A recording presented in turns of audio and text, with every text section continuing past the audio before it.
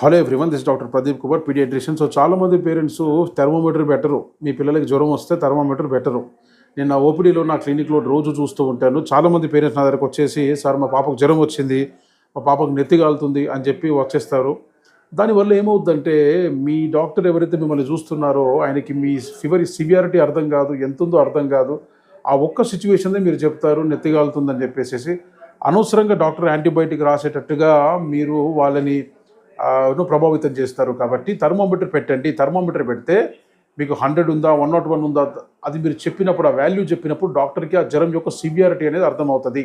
Okay, మీరు just sir నెత్తి కాలుతుంది సార్, పాప వెచ్చగుంది సార్, ఇట్లా అన్నీ చెప్తూ ఉంటే అది ఎట్లా ఉంటుందంటే, యాంటీబయాటిక్ రాయకపోతే మళ్ళీ పాపకి ఎక్కువ అవుతుందో అన్న డాక్టర్ అనుకుంటారు. కొన్ని వైరల్ ఫీవర్స్ ఏంటంటే మీకు థర్మోమీటర్స్ పెడితే తెలిసిపోతూ ఉంటాయి చిన్నగా.